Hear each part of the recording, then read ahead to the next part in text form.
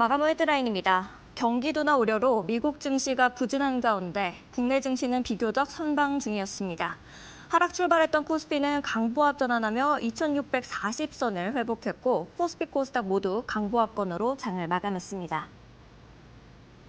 도널드 트럼프 미국 대통령이 약 2주 뒤 500만 달러, 한화 약 71억 원의 미국 영주권을 주는 골드카드 정책을 시행하겠다고 밝혔습니다.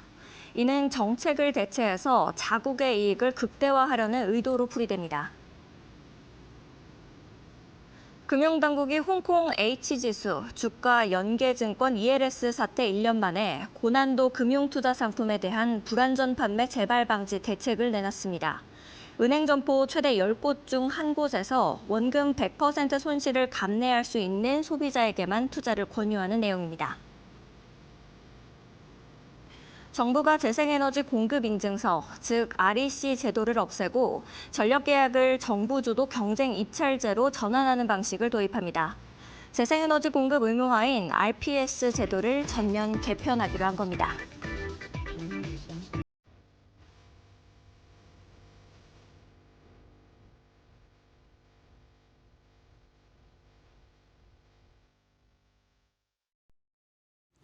시장은 끝났지만 투자는 계속돼야겠죠. 마감 후 투자 코칭 진행을 맡은 아나운서 유비아입니다. 오늘 우리 시장은 이 황금에 손을 대는 순간 모든 것이 금으로 변해버리는 이 미다스 왕의 손 이야기로 시작을 해볼까 합니다. 미다스 왕은 처음에는 황금이 이 손에 들어오는 것을 굉장히 좋아했지만 이내 깨닫게 됩니다. 내가 좋아하는 음식도, 물도, 그리고 사랑하는 가족까지 금으로 변해버린다라고 하면 결국 황금은 축복이 아니라 저주가 된다라는 것입니다. 오늘 미국에서 또 다른 미다스의 손이 등장하지 않았나라고 생각이 듭니다. 바로 도널드 트럼프인데요.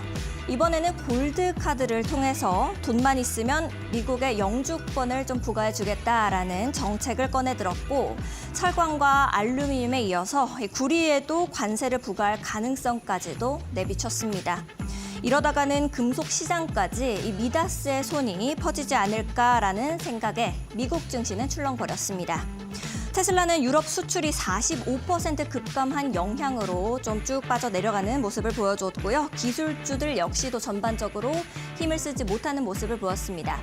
하지만 우리 국내 증시는 좀 견조하게 이 장을 지켜주는 모습을 그려나갔습니다. 이런 시장일수록 우리가 어떻게 투자 전략을 세워갈지가 굉장히 중요할 것 같은데요. 저희 마감 후 투자 코칭과 함께 전략 세워나가보시죠. 마감 후 투자 코칭은 이데일리 TV 유튜브 그리고 네이버 TV를 통해서 시청이 가능합니다. 마감 지수 상황부터 함께 살펴보도록 하겠습니다. 3거래일 연속으로 이 전약 후강 장세를 통해서 한층 강해진 코스피의 맷집을 확인하실 수가 있겠습니다. 점점 강하게 이렇게 상승세를 지켜주면서 0.41% 이 강보합권으로 장을 마감해줬습니다. 2640선 위에 안착하는 모습이었습니다. 코스닥 역시도 강한 흐름을 이어가주는 모습이었습니다. 0.26% 강보합권으로 장을 마감했고요. 771포인트 선으로 장 마감해줬습니다.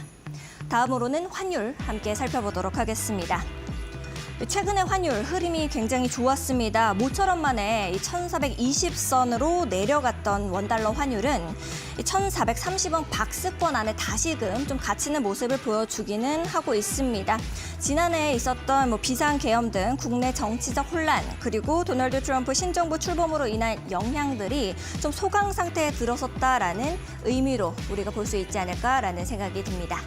다음으로는 수급으로 연결지어서 살펴보도록 하겠습니다.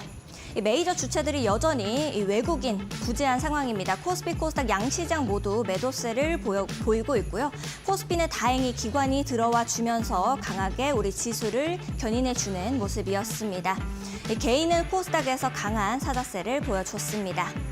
다음으로는 트레이딩 뷰를 통해서 우리 종목들 어떻게 흘러갔는지 살펴보도록 하겠습니다. 상승은 초록불, 하락은 빨간불로 보실 수가 있겠습니다. 오늘 2차 전지 좀 강한 모습을 보여줬습니다. 차세대 전고체 배터리 기대감 그리고 인더 배터리 모멘텀이 여전히 상존한다라는 기대감 덕분이었고요. 이제 삼성 바이오 로직스 같은 경우에는 오늘자로 아쉽게 약 보합권으로 장을 마감했습니다. 3위 탈환에는 여전히 실패하는 모습이었습니다. 하나 에어로스페이스와 현대중공업 어제자로는 좀 강하게 흐름을 가져와 줬었지만 이제 잠수함 그리고 수상함의 개발 나서는 모습이었습니다. 오늘은 상승 탄력 지속에는 실패하는 모습이었습니다. 삼성전자는 현대자동차와 함께 삼성전자가 손잡고 이 5G 특화망에 기반한 스마트 팩토리 구축을 하겠다라는 소식이 있었지만 오늘은 약세로 마감해주는 모습이었습니다. 코스닥 시장도 함께 살펴보도록 하겠습니다. 네, STO 굉장히 기대감을 가지고 출발을 하기는 했었지만 박스권 안에서 눌림을 보여주고 있습니다. 거기다가 재건주들 역시도 박스권 안에 좀 들어갔다라고 보실 수가 있겠고요. 이제 우크라이나와 미국의 광물 협정 체결이 임박했다라는 소식 때문에 종목들 사이에서도 순환매가 돌고 있는 상태입니다. 그렇기 때문에 어떤 종목이 튀어오를 수 있을지 우리가 살펴보고 가시면 좋을 것 같고요. 이렇게 제약바이오 안에서도 희비가 교차하는 모습입니다. 그렇기 때문에 이 중에서도 좋은 종목들을 선별해 나가시는 지혜가 필요하실 것 같습니다. 오늘 코스피 코스닥 시장은 이렇게 종목들 살펴보겠고요. 좀 더 자세한 투자 전략은 잠시 후에 마감 후 투자 코칭과 함께 돌아오도록 하겠습니다.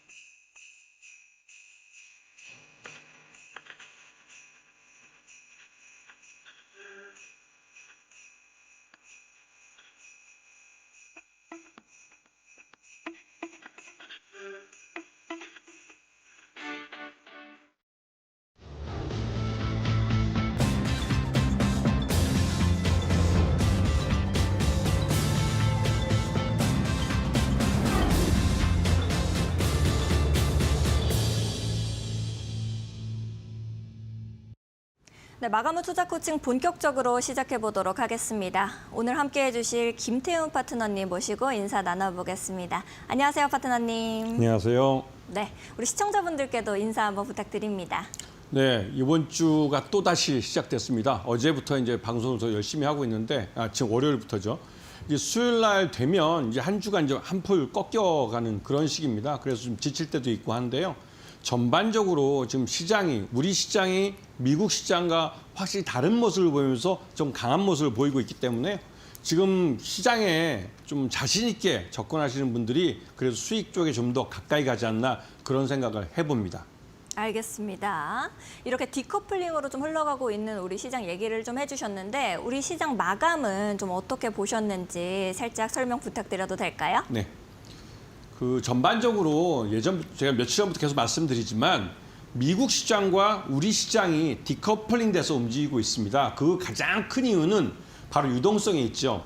미국은 엊그저께 월요일 날 FOMC 회의록이 공개되면서 미국 그 FRB 위원들이 이 미국 시장에 대한 좀 자신감을 잃었다고 할까요? 그래서 기준금리 인하 행진을 멈추고 이제 말 그대로 이제 유동성을 쏟아붓는 걸 일단 멈추고 트럼프 정부의 이런 관세 정책이나 이런 트럼프 정부의 행정 명령들이 어떤 결과가 나오는지 지켜보기로 한 모습입니다. 여기에 비해서 어제 여러분들 모두 확인했겠지만 우리나라는 그러니까 한국금융통화위원회가 열리면서 한국은행은 25 베이스 포인트만큼 금리를 인하했습니다. 금리를 인하했다는 건 그만큼 유동성을 시장에 쏟아붓겠다는 것을 한국은행이 보여준 겁니다. 왜 그렇게 하냐면 무엇보다도 인플레이션보다는 경기가 너무 나쁘기 때문에 이 경기를 살리기 위해서는 이 유동성이라는 것을 풀려서 좀 경제 전반에 돈이 흐르게 만들어주겠다는 것이죠. 이 큰 차이를 이해하실 수 있어야 됩니다. 미국은 금리 인하를 중단을 했고 우리 한국은 금리 인하를 계속하면서 시장의 유동성이 흘러가도록 만들고 있다는 차이. 이 차이를 아셔야 되고 다음 달 3월 달이면 이제 말 그대로 우리나라 상장사 12월 결산법인들의 배당 시즌이 돌아옵니다. 주총과 함께 배당이 결의되면서 배당금이 이제 지급이 되기 시작하죠. 3월 말부터 시작해서 4월 달 중순까지 이제 배당금이 지급이 됩니다. 그렇게 되면 시장 내 유동성이 늘어나게 되죠. 유동성이 늘어난다는 건 말 그대로 주식을 살 수 있는 대기자금들이 늘어난다는 의미입니다. 이 말뜻은 주가를 돈의 힘으로 밀어 올린다는 것이죠. 그렇기 때문에 지금 관심권에 두고 그다음 대형주 중심으로 한번 시장을 보셔도 충분히 수익을 낼 수 있는 기회를 가질 수 있다는 겁니다. 특히나 이런 유동성이 들어오는 시장과 함께 3월 31일부터 공매도가 시작됩니다. 이것은 외국인 투자자들도 그렇고 기관 투자자들도 그렇고 이 경기가 나쁠 때, 즉 주식시장이 나쁠 때도 수익을 낼 수 있는 기회가 있는 그런 투자 방법이 허용이 된다는 소리죠. 즉 그 말은 주가가 많이 올라가 있는 데서 공매도를 때리면 주가가 많이 떨어지면 떨어질수록 이 떨어진 폭만큼 수익을 가져가는 공매도 투자가 허용이 된다는 사실입니다. 그렇기 때문에 3월 31일 날 이후에는 그동안 지금부터 3월 31일까지 주가가 많이 오른 종목들은 조심해야겠죠. 하지만 지금부터 3월 31일까지 그리고 이 주총 시즌에서 배당금이 지급되기로 한 결정이 된 그때까지 시장 내 유동성이 넘쳐 흐르는 그런 유동성 장세가 잠깐이지만 만들어질 수 있습니다. 오늘 시장에서 미국 시장이 오늘 새벽에 끝났는데 그 미국 시장이 그렇게 나쁘게 끝나는데도 불구하고 우리 시장이 전약 후 강의 모습을 보여준 것은 이런 그 유동성 장세에 대한 기대감이 있다는 겁니다. 어제 한국은행이 기준금리 인하했다는 부분을 분명히 기억하고 계셔야 되고요. 그렇기 때문에 이런 유동성 장세가 우리나라와 미국 시장의 시장 여건을 다르게 만들어준다는 부분을 크게 이해하시고 시장에 접근하셔야 됩니다. 알겠습니다. 이렇게 미국 시장이랑 같이 좀 연결을 지어서 설명을 해주셨는데 그렇다라고 하면 우리가 안 할 수가 없는 이야기가 있습니다. 이제 내일자로 엔비디아 실적이 발표가 되잖아요. 우리한테 어떤 이 실적 예상치가 있는지 그리고 또 실적 발표 이후에는 어떤 영향을 좀 줄지 이런 부분들이 궁금합니다. 파트너님 어떻게 보고 계세요? 그 반도체 시장이 차지하는 몫이 굉장히 큽니다. 우리나라에서 수출로 하면 양대 산맥이 이 반도체와 자동차입니다. 그런데 이 반도체 쪽에서 삼성전자가 이 메모리 반도체 시장 1위를 해왔었는데 최근 들어서 이 시장 분위기가 완전히 바뀌었죠. SK하이닉스가 HBM에서 먼저 치고 나가는데 그 고객사가 엔비디아입니다. 엔비디아가 주문을 많이 주면 많이 줄수록 이 거의 HBM3 시장에서는 독점을 하다시피 했기 때문에 SK하이닉스의 실적이 굉장히 좋아졌죠. 그래서 지금 이 삼성전자와 SK하이닉스의 이 HBM을 놓고 봤을 때도 수익률 면에서는 SK하이닉스가 더 높습니다.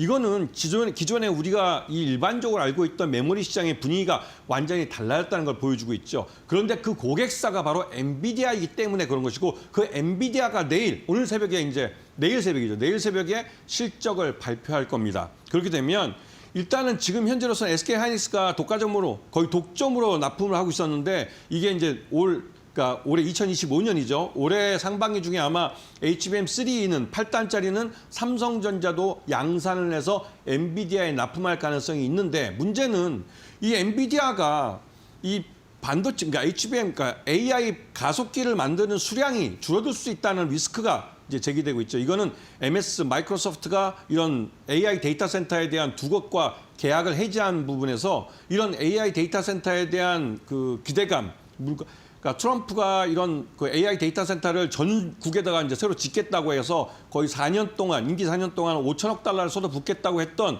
그 AI 인프라 투자, 이 부분에 대한 기대감이 일시적이지만 좀 과도했다라는 생각이 들고 있는 그런 상황이고 그에 따라서 엔비디아가 수량을 이제 AI 가속기 제조 수량을 줄일 경우에는 그 영향을 우리 삼성전자와 SK 하이닉스가 받게 되고 특히 끝물로 뒤늦게 참여한 삼성전자는 이제 장사를 하겠다고 좌판을 깔았는데 좌판을 접을 수밖에 없는 상황이 벌어질 수도 있어서 이거 참 아이러니한 상황이 벌어지고 있는 상황입니다. 알겠습니다. 이렇게 설명을 좀 해주셔서 많은 분들께서 좀 도움을 얻어 가실 것 같은데 우리 시장 반도체 업종에 미칠 영향까지도 살짝 말씀을 해주신 것 같아요. 좀 더 정확하게 우리가 어떤 종목들이 어떤 흐름으로 갈지에 대해서도 짚어주실 수 있을까요? 네, 지금 지금 보시게 되면 그 엔비디아는 이 AI 가속기를 중심으로 만들어 왔습니다. 그리고 그 H100하고 그 A100S라는 이 가속기가 굉장히 최첨단이고 지금 현재 인공지능 AI 솔루션을 만들 때 가장 많이 이용되고 있는 AI 가속기입니다. 그리고 미국만이 거의 미국의 빅테크 업체들이 이걸 주로 주문을 해서 자신들의 서버에 이걸 장착하고 있죠. 그런데 문제는 중국이 딥시크라는 그 말 그대로 이제 그 중국의 천재들이 만들었다는 건데 H800이라는 엔비디아의 아주 그러니까 성능이 낮은 그런 AI 가속기를 갖고 이런 그 AI 그 모델을 만들어낸 겁니다. 이건 대단한 건데요. 그러다 보니 이런 오픈 소스 기반의 이런 AI 모델을 개발하는 쪽에서는 이 그 비싼 그 A100S나 H100 같은 그 엔비디아의 최첨단 AI 가속기를 비싼 돈을 주고 살 필요가 없다는 것이죠. 그래서 좀 전에 말씀드렸듯이 엔비디아가 이런 최첨단 AI 가속기에 대한 수량을 줄일 수밖에 없는 상황이 벌어질 수도 있다라는 위기감이 있는 겁니다. 그렇게 되면 이 부분에 대해서 독점적으로 납품하였던 SK 하이닉스 쪽에 그래도 기회가 더 있고 삼성전자는 뒤늦게 여기에 시장에 뛰어들었기 때문에 오히려 이 물량을 확보하지 못해서 수율을 못 잡을 수도 있다는 그런 리스크가 있습니다. 그렇기 때문에 지금 기존의 SK 하이닉스와 거래했던 반도체 장비주나 이런 쪽을 관심 있게 보시는 게 좋으실 것 같고요. 전반적으로 이 반도체 시장이 그 작년과는 좀 다르게 AI 챗봇이나 AI 모델 때문에 좀 빠르게 성장했던 이 부분이 좀 제동이 걸리지 않을까라는 우려감이 좀 커지고 있는 그런 상황입니다. 알겠습니다. 엔비디아 관련해서 이 실적은 저희랑 계속해서 잡아가시면 좋을 것 같습니다. 우리 김태훈 파트너님과 함께 종목들 좀 알아가 보고 싶고 앞으로의 흐름을 잡아가고 싶다 하시는 분들은 이 하단에 QR코드 보이실 겁니다. 하단에 있는 QR코드 앞쪽으로 스마트폰 기본 카메라를 가까이 가져다 대시면 장중에도 우리 김태훈 파트너님과 함께 하실 수 있습니다. 좋은 종목들 바로바로 잡아가시고 선별해 내시면 좋을 것 같고요. 나는 QR코드가 뜨지 않습니다. 좀 어렵습니다 하시는 분들도 계실 것 같아요. 그런 분들은 100원의 유료 문자 샵 3772번으로 이렇게 김태훈 보내주시면 되겠습니다. 전문가님께서 가지고 오신 이 시장 섹터들 좀 말씀해 주실 수 있을까요? 네, 오늘은 좀 그 지정학적 리스크에 관련해서 좀 뉴스가 많이 나오고 있는 우크라이나 재건주에 대해 좀 말씀드리겠습니다. 이쪽 분야는 우리나라 기업들이 성과를 낼 수 있는 분야이기 때문에 여러분들께서도 관심을 갖고 보셔야 될 그런 파트입니다. 네. 네. 네, 알겠습니다. 우리 파트너님과 함께 잡아가면 좋을 것 같은데요. 첫 번째로 이렇게 말씀해 주신 부분들은 여러분들도 잘 따라오시면 좋을 것 같습니다. 그러면은 이어서 좀 설명해 주실 수 있을까요, 파트너님? 네. 이제 본격적으로 이제 설명을 좀 이제 강의를 들어갈 텐데요. 이 우크라이나 재건주는 뉴스가 많이 나왔습니다. 지난 3년 동안 러우 전쟁이 계속되는 순간 전쟁이 터진 날부터 시작해서 지금까지 계속 러우 전쟁의 전쟁 복구 비용을 늘려가면서 이제 1조 달러가 넘는 규모까지 됐죠. 그러면서 이제 러우 전쟁 이후를 생각하는 분들이 많아졌습니다. 이 러우 전쟁의 종전 방식은 우리 한국 전쟁과 비슷해질 가능성이 큽니다. 특히나 이제 우리 한국 전쟁도 3년이 지나면서 양측이 좀 피로감이 쌓이면서 결국은 우리 한국을 빼고 자기들끼리 이제 휴전을 해버렸는데요. 이 러우 전쟁도 마찬가지로 지금 러시아와 미국이 이 휴전 협상을 하고 있다고 해도 과언이 아닙니다. 오히려 유럽에 있는 나토 가입국들이 여기서 소외된다는 것에 대해서 항의할 정도니까요. 그런데 어찌됐든 간에 지금 빠르게 대화가 이루어지고 있고 우리 한국의 휴전 방식을 따라서 러우 전쟁도 휴전이 된다면 현재 영토 상황에서 전쟁이 끝날 가능성이 큽니다. 그런데 우크라이나의 지정학적 지리를 좀 보시게 되면 우크라이나는 지난 그 옛 소련 연방 국가에 속해 있던 나라입니다. 그 말뜻은 이 러시아의 영향을 많이 받는다는 것이고 특히나 이 산업 기반들은 대부분 우크라이나 동부 지역에 위치해 있었습니다. 그래서 여러분도 아시겠지만 그 예전에 한번 나왔던 그 동유럽 최대의 그 아조프 제철인가요? 그 제철소가 있는데 그 완전히 이번 전쟁 중에 파괴됐죠. 근데 그 제철소가 위치한 곳도 동부 지역입니다. 지금은 이제 러시아의 영토가 된 부분인데요. 그러다 보니 우크라이나는 재건을 위해서 사회 전반에 걸쳐서 그리고 이 네이션 리빌딩이라고 해가지고 국가를 새롭게 만드는 그런 수준의 재건 작업에 들어가야 됩니다. 여기에 들어가는 돈이 굉장히 천문학적인데요. 일단은 미국과 이 서방 EU 국가들이 여기에 대해서 뉴 마셜 정책이라고 해서 여기다 대규모 투자를 하겠다고 말들이 나오고 있습니다. 그래서 그러한 투자금을 갖고 이 우크라이나를 재건하는 작업에 들어갈 것 같고요.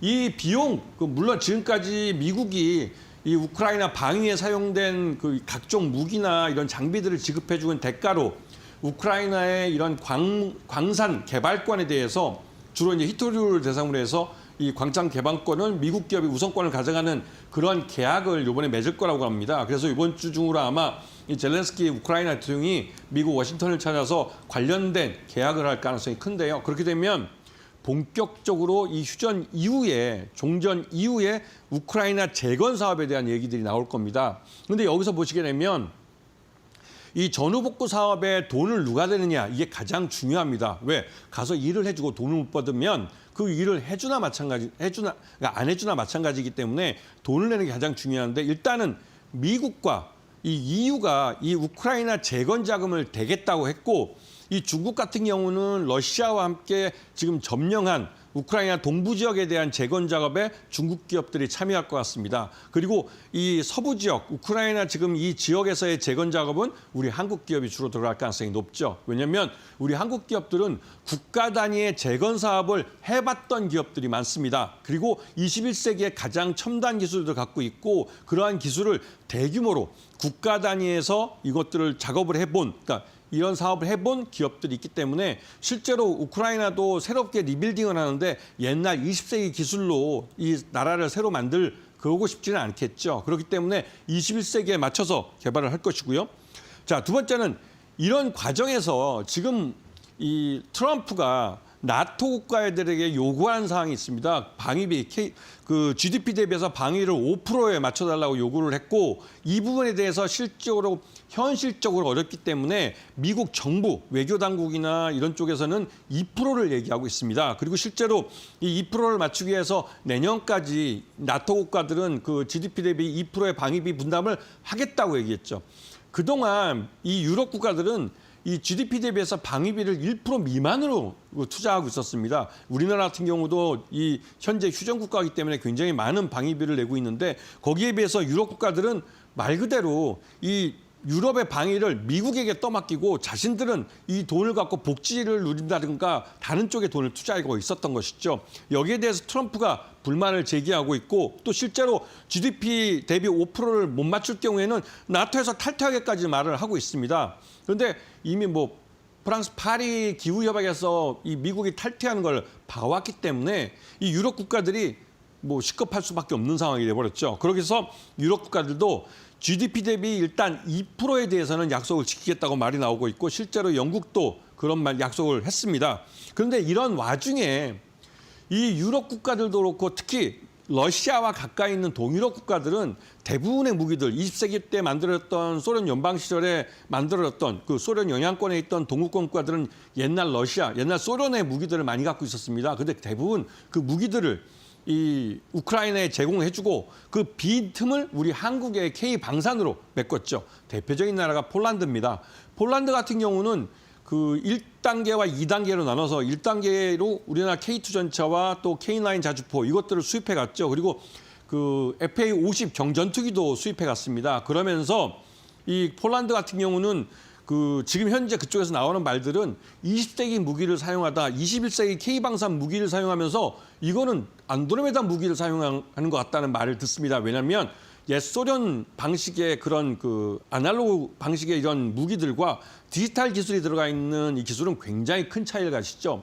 예전에 한번 우스갯소리긴 하지만 이 폴란드의 군사 사절단이 우리나라에서 이제 처음으로 우리 K9 자주포나 K2 흑표 전차를 봤을 때 K9 자주포를 운전하는 운전수가 신입 이등병, 갓 입대한 지 한 6개월 정도밖에 안 된 이등병이 운전하는 거 보고 이 폴란드 장군들이 굉장히 놀랐다고 합니다. 왜냐하면 그만큼 이 무기의 성능이 굉장히 뛰어나기 때문에 이 6개월 정도 교육받은 신병도 충분히 조종할 수 있는 그런 장비라는 것이죠. 그러한 우수성을 보고 이런 1단계 무기 수입을 해갖고 이번에 2단계로 K2 흑표전차 같은 경우 800대를 수입해 갑니다. 근데 이거는 그 폴란드에 공장을 짓고 거기서 이제 조립을 하는 거죠. 우리나라에서는 주요 부품들을 모듈 형태로 만들어서 수출을 하면 그걸 받아서 이 폴란드에 있는 공장에서 조립을 해서 완성품인 K2 흑표전차를 만드는 겁니다. 그 대수가 무려 800대나 되는 것이죠. 그리고 그 공장은 향후 이 동유럽이나 또 소유럽 국가들 중에 K2 흑표전차를 그러니까 수입하고 싶어하는 나라들은 그 폴란드에 있는 공장에서 만들어서 납품을 하게 됩니다. 그렇기 때문에 납품 길도 굉장히 짧아질 수가 있는 것이죠. 이렇기 때문에 이 동유럽 지역의 K 방산에 대한 굉장히 큰 시장이 만들어졌고 이 미국의 이러한 그러니까 트럼프 정부의 이러한 안보 정책에 대해서 이 중동의 산유국들도 좀 겁을 먹었습니다. 과연 이 유럽의 이런 그러니까 중동 지역의 이슬람 근본주의자들 이런 사람들이 이 왕정 국가인 사우디나 이런 아랍에미리트 같은 이런 국가들에 대해서 뭐 말 그대로 혁명이나 이런 것들을 벌였을 때 과연 미국이 지켜줄 것인가라는 의구심이 들고 있죠. 그래서 예전에 이제 몇 년 전에 중국의 시진핑 중국 국가주석을 맞아들여서 그러니까 중동의 안보에 대해서 중국의 역할을 좀 더 확대하고 그래서 석유를 살 때는 예전에 달러로만 이 결제를 했었는데 이제는 위안화 결제도 허용해 주겠다는 말까지 나왔었습니다. 그런데 여기에 결정적으로 중국 무기가 갖고 있는 그 문제점은 중국은 어디까지나 샘플만 끝내줍니다.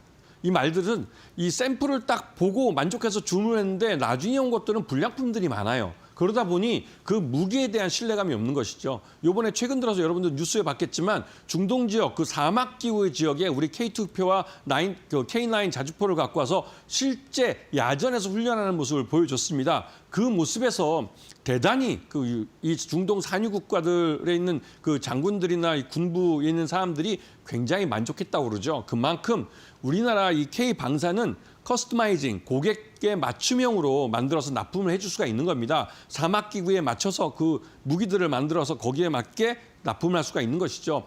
그런 모습을 보여주면서 신뢰감이 쌓였고 거기서 또 중동 지역에 대한 이런 무기 수출 기회가 또 늘어나고 있습니다. 이게 이 우크라이나 방산, 그러니까 우크라이나 재건 사업에 대해서 얘기를 하면서 이 K 방산에 대해서는 쉽게 말을 하시는 분들이 없는데 이것도 연결돼 있는 겁니다. 그렇기 때문에 이런 지정학적 리스크에 의해서 움직이고 있다는 부분을 기억하셔야 되고 이제 본격적으로 우크라이나 재건으로 들어가 보시면 우크라이나 재건 사업이 다른 것보다도 무엇보다도 이 우크라이나에 남아있는 게 뭔지를부터 보셔야 됩니다. 이 우크라이나에 진짜 산업화되어 있는 동부 지역은 이 러시아에 점령이 돼서 이제 더 이상 그런 산업 기반이 우크라이나에는 없습니다. 아까 말씀드렸던 그 아조우스탈이라는 이 제철소는 동유럽에서 가장 큰 제철소였는데 이 제철소는 말 그대로 이 완전 황폐화가 돼서 이건 재건을 할 수도 없는 상태죠. 그런데 이 우크라이나를 재건하는 데 있어서 그 건물을 세우는데 HBM이라는 게 필요하고 뭐 여기에 들어가는 뭐 자동차나 각종 이런 그 제철 그러니까 그 기계들이나 뭐 이런 것들 만들 때 이 철강이 필요합니다. 그래서 제철소가 필요한데 그렇다고 유럽에서 철을 사와서 여기서 사용하면 수익 타산이 안 맞죠. 그런데 좀 우스갯말로 한국에서 배로 포항제철에서 만든 철을 갖고 배로 실어봐도 이 우크라이나 재건 사업에는 훨씬 더 그게 경제성이 있습니다. 왜냐하면 그 우리나라 한국 철도 지금 솔직히 잉여가 되는 부분이 많기 때문에 이걸 어딘가는 소비를 해야 됩니다. 우리나라도 이제 경기 침체 때문에 건설업이 많이 죽었고 HBM이나 이것들의 이제 재고 우리 제철소들이 만들어낼 수 있는 수량보다도 소유할 수 있는 수요가 줄었기 때문에 이런 것들을 소비를 해야 되는데 이거를 이 우크라이나 재건에 사용할 수 있는 것이죠.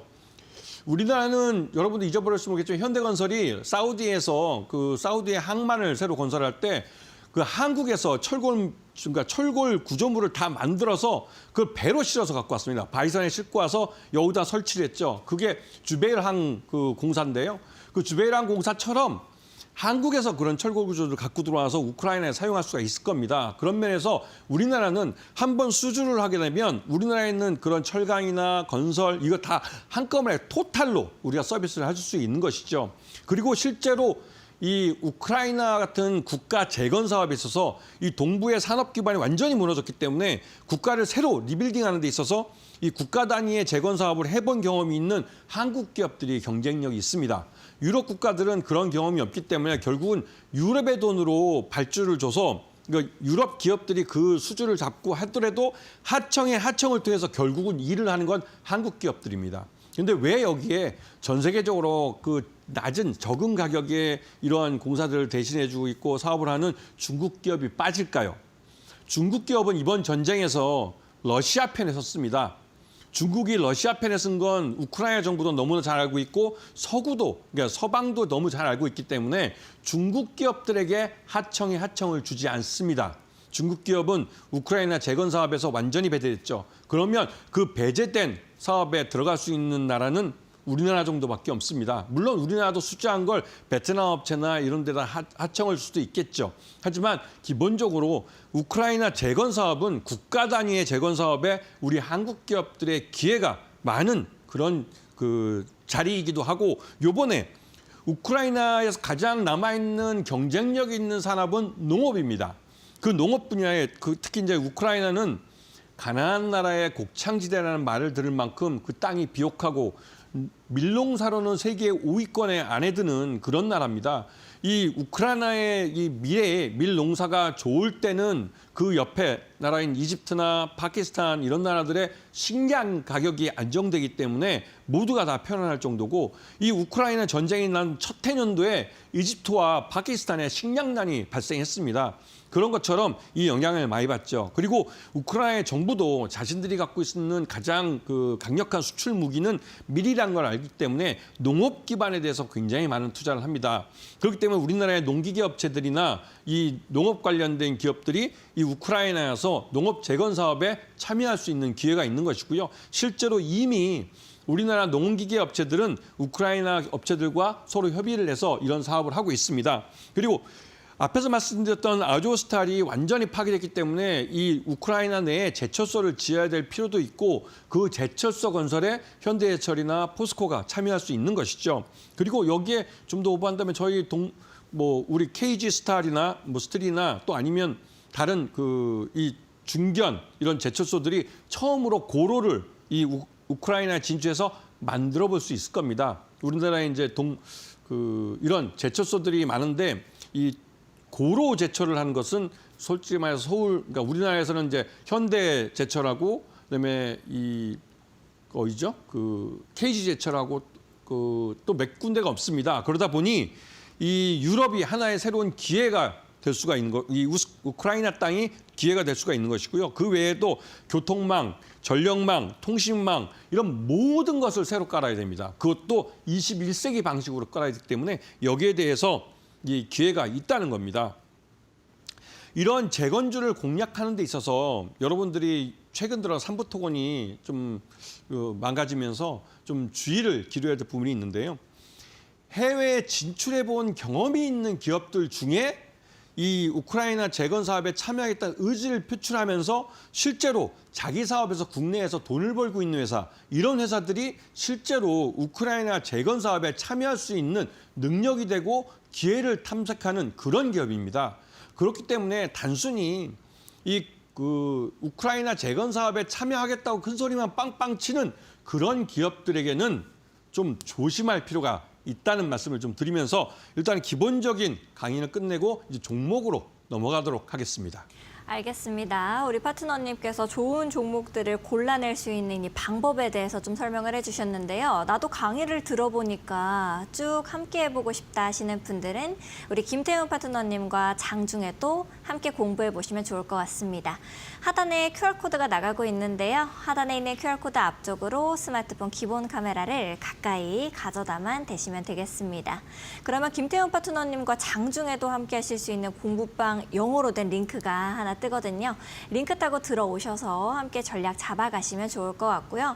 나는 영어가 뜨지 않습니다. QR코드가 너무 어렵습니다 하시는 분들은 100원의 유료 문자 샵 3772번으로 김태훈 이렇게 세 글자만 보내주시면 되겠습니다. 그러면 파트너님과 함께 하실 수 있는 링크를 답장으로 보내드리고 있으니까요. 참고하시면서 여러분들도 이 시장에서 좋은 종목들 하나하나 선별해 나가셨으면 좋겠습니다. 최근에 이데일리온 파트너를 사칭한 사기가 빈번히 발생하고 있습니다. 피해 역시도 크게 발생하고 있다고 하는데요. 저희는 방송에서 안내드리는 방법 이외에는 이 메신저나 휴대전화를 통한 홍보수단은 따로 쓰고 있지는 않습니다. 사칭에 각별히 유의해 주시기 바랍니다.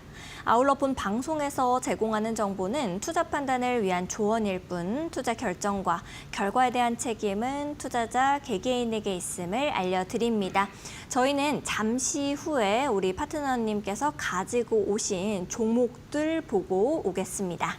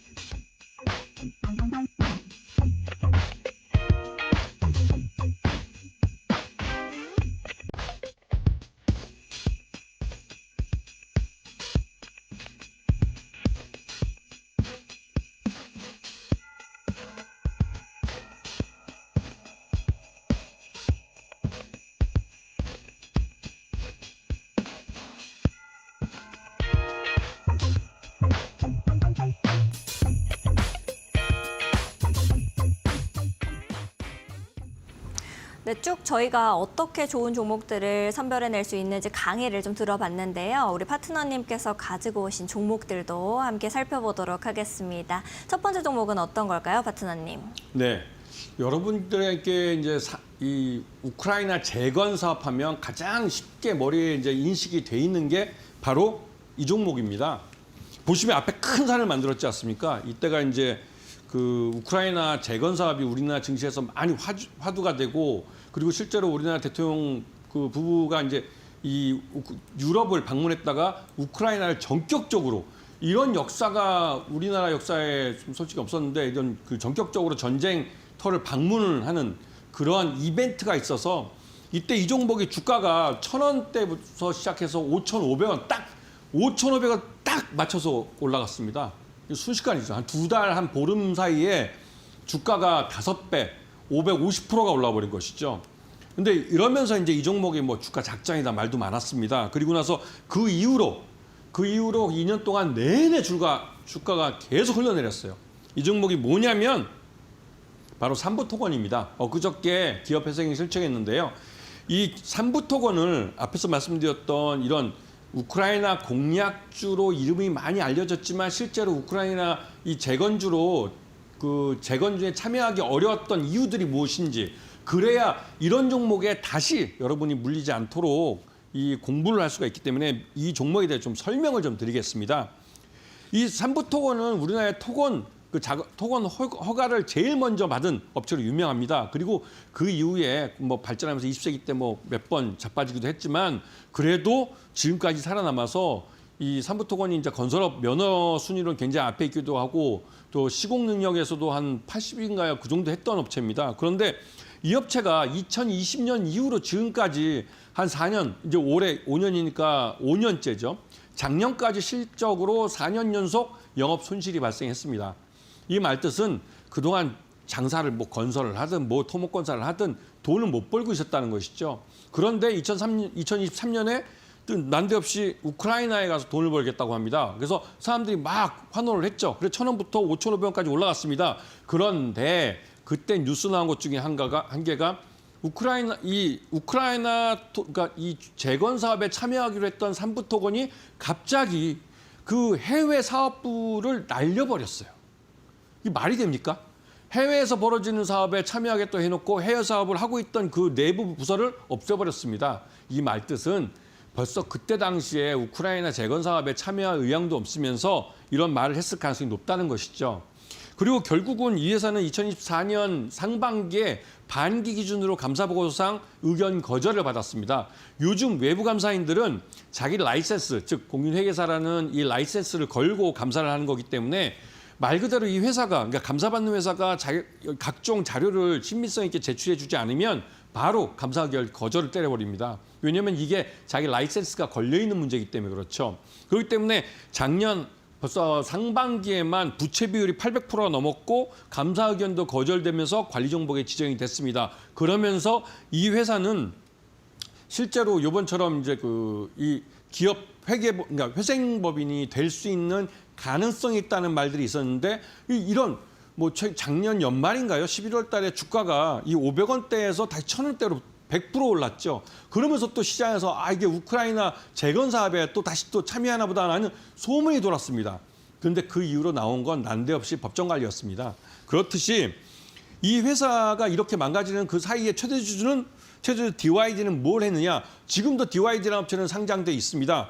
DYD는 그 공시사항을 보시면 아시겠지만 계속 주식을 팔았습니다.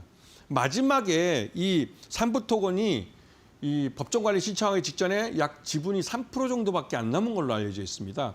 그 정도면 최대 주주라고 말하기도 부끄러운 것이죠. 그런데 이 최대 주주 DYD는 오히려 이 삼부토건과의 관계를 끊었다는 게 이점이 돼서 지금 시장에서 주가가 막 급등하고 있습니다. 그러면 삼부토건에 이런 순진하게 이 우크라이나 재건 사업이라는 걸 믿고 투자하신 일반 개인 투자자들은 어땠을까요? 생각만 해도 끔찍합니다. 이거는 실제로 상장 폐지될 수 있는 문제이기 때문에 이런 종목에 투자를 하실 때는 항상 앞에서 설명드렸지만 그 공략 팁을 드렸듯이 자기 사업에서 돈을 벌고 있는지 그리고 벌고 있으면서 해외 사업에 대한 의욕이 있으면서 또 해외 사업을 할 수 있는 능력이 되는지 이런 부분을 반드시 확인을 하셔야 되는 것이죠. 자, 두 번째 종목은 농기계 업체입니다. 우리나라에서 가장 오래된 농기계 업체이면서 우크라이나의 이 현지 법인을 통해서 유럽 법인을 통해서 우크라이나에 있는 딜러망을 한 명 구했고 그 딜러를 통해서 300억 규모의 농기계를 수출하는 계약을 맺은 그런 기업인데 바로 대동입니다. 대동은 이 자체가 사업을 하는 농기계를 만드는 제조업이라는 사업을 하면서도 13개 정도 되는 그 자회사를 거느리는 그 사업형 지주회사입니다. 그리고 이 대동이 주로 많이 수출하는 거, 이 대동이 우리나라 업체이긴 하지만 국내 사업은 그렇게 많지는 않습니다. 내수가 한 20, 30%인 걸로 알려 있고 나머지 한 60%, 50%를 미국, 특히 북미 지역, 그 북미 지역의 이 100마력 이하의 농기계들을 수출하는데요. 거기에 말 그대로 트랙터나 이런 것들이 포함되어 있습니다. 이걸 북미 지역에 많이 수출하면서 여기서 수익을 많이 냈죠. 그리고 이게 작년 실적은 좀 퐁당했습니다. 퐁당이란 말은 이제 상장사들이 실적을 발표하기 전에 그 내부적으로 이게 실적이 좋은지 나쁜지를 이제 가늠할 수 있는 시기가 있죠. 내년 실적이 좋아진다면 지금 이 올해 회계에 과거 부실들 다 포함해 버립니다. 그게 빅 베스라고 그러는데요. 그렇게 되면 회계적으로 작년 부실은 작년 회계가 끝나는 겁니다. 2025년 회계는 굉장히 2025년 실적이 좋아지면 그만큼 기업 가치가 빠르게 오르겠죠. 그런 면에서 이 대동을 주의 깊게 보셔야 되고 대동은 매수가 11,500원, 손절가는 1,500원 보시고 목표가는 2만 원 정도 보시면 충분히 이번에 우크라이나 재건 사업과 함께 실적을 낼 수 있는 기회를 가지실 겁니다. 알겠습니다. 우리 파트너님께서 이렇게 대동까지 좀 설명을 해주셨는데요. 나도 이렇게 같이 종목을 잡아가고 싶고 매수가 매도가를 받아보고 싶다 하시는 분들도 계실 것 같습니다. 사실 우리 시청자분들께서도 가장 어려워하시는 게 매수하는 가격, 매도하는 가격을 잡아내는 거를 좀 어려워하시니까요. 여러분들께서도 파트너님과 함께 해보고 싶다 하시는 분들은 하단에 이렇게 QR코드가 나가고 있습니다. 하단에 있는 QR코드 앞쪽으로 스마트폰 기본 카메라를 가까이 가져다만 대시면 우리 김태훈 파트너님과 함께 하실 수 있는 공부방 링크가 뜹니다. 링크 타고 들어오셔서 장중에도 함께 해보시고 장 전에도 이렇게 시황들 쭉 받아가시면 좋을 것 같고요. 나는 QR코드가 뜨지 않습니다 하시는 분들은 100원의 유료 문자 샵 3772번으로 김태훈 이렇게 세 글자만 보내주시면 되겠습니다. 그러면 우리 김태훈 파트너님과 함께 하실 수 있는 링크 바로바로 답장으로 또 보내드리고 있으니까요. 여러분들께서 또 참고하시면 좋을 것 같습니다. 다음으로는 파트너님 어떤 얘기를 좀 해주실 건가요? 네. 또 한 종목을 더 설명을 드릴 텐데요. 이 종목은 부품 회사입니다. 부품 회사면서 이 회사 감속기라는 부품을 만드는데요. 이 감속기는 산업용 감속기가 사용되는 분야가 넓습니다. 일반 건설 중장비, 우리가 보던 중장비, 불도저나 이런 뭐 셔블 같은 그런 그 중장비에도 들어가고요.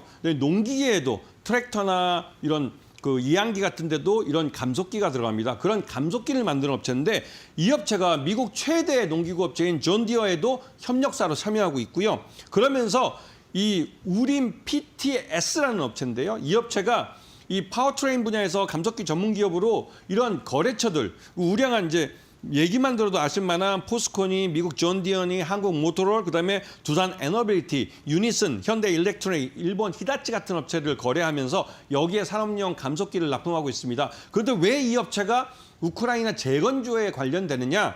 우린 PTS가 납품하는 감속기를 쓰는 중장비, 건설 중장비와 농기계들의 이 우린 PTS에 감속기가 들어가기 때문에 그렇습니다. 그렇기 때문에 이런 부품업체들도 여러분들이 잘 보셔야 되는데요. 고객사가 실적을 잘 내면 그 우린 PTS가 만들고 있는 산업용 감속기의 수요가 늘어나게 됩니다. 즉 실적이 좋아진다는 소리죠. 그런 면을 잘 보셔야 될 것 같고 매수가는 5,500원, 그다음에 손절가는 5,300원, 목표가는 이것도 10,000원 잡아드립니다. 왜냐하면 고객사들이 돈을 버는 것만큼 이 우린 PTS도 돈을 벌고 돈을 버는 것만큼 기업 가치가 증가하기 때문에 좀 길게 보시면 우린 PTS에서 충분히 좋은 실적을 가져갈 수 있습니다. 하지만 여러분들이 참을성이 없죠. 조금만 올라도 팔아버립니다. 그렇기 때문에 여러분들이 실제로 발목에서 잡아서 상투에서 파는 이러한 그 큰 수익을 못 가져가고 그 중간중간에 자그마한 걸 먹고 나서 그 흐름에 잔파도에 결국은 놓치고 마는 것이죠. 그래서 실제로 주식 투자로 큰 돈을 버시는 분들은 그 시장의 큰 흐름에 따라서 발목에서 잡고 상투에서 파실 때 그때 진짜 주식 투자를 통해서 큰 수익을 가져가시는 겁니다. 알겠습니다. 우리 파트너님께서 말씀해 주실 때 우리가 참을성이 없죠? 라고 해주셨는데 제가 깜짝 놀랐습니다. 제 얘기를 듣는 것 같아서 여러분들께서도 우리 파트너님이 제시해 주신 이 목표가 그리고 손절가, 매수가 잘 참고하시면서 대응해 나가시면 너무 좋을 것 같다라는 생각이 들고요. 나는 혼자서 하기가 너무 어렵습니다. 라고 생각하시는 분들도 계실 것 같습니다. 그리고 또 우리 시장이 지금은 어떤 섹터에 이 흐름이 갈지 순환매 장세이기 때문에 굉장히 어렵다라고도 생각을 많이 하실 것 같아요. 그런 분들은요, 우리 김태훈 파트너님과 함께 해보시면 투자 전략을 제대로 잡아가실 수 있을 것으로 판단이 됩니다. 파트너님과 함께 하실 수 있는 방법 마지막으로 또 설명을 드려볼게요. 하단에 QR코드 나가고 있습니다. 하단에 있는 QR코드 앞쪽으로 스마트폰 기본 카메라 가까이 가져다만 대시면요. 우리 김태훈 파트너님과 함께 공부하실 수 있는 공부방 링크가 뜨게 됩니다. 링크 타고 들어오셔서 함께 해보시면 좋을 것 같고요. 나는 영어 링크가 안 뜨는데요. QR코드가 너무 어렵습니다 하시는 분들은 100원의 유료 문자 이용하시면 되겠습니다. 샵 3772번으로 김태훈 이렇게 세 글자만 보내주시면 우리 파트너님과 함께 하실 수 있는 방법 문자 메시지 답장으로 또 바로 보내드리고 있으니까 문자 메시지 답장 참고하시면서 들어오셔서 이렇게 전략들 잘 잡아가셨으면 좋겠습니다. 파트너님께서 오늘 이렇게 장 마감부터 쭉 저희랑 같이 달려주시면서 전략 제대로 세워주셨는데요. 저희는 여기서 인사를 좀 드리도록 하겠습니다. 파트너님 감사드립니다. 네, 오늘 저희가 준비한 소식은 여기까지입니다. 저희는 더욱더 알찬 소식과 함께 내일 오후 4시 다시 여러분들을 찾아뵙도록 하겠습니다. 시청해주신 여러분 고맙습니다.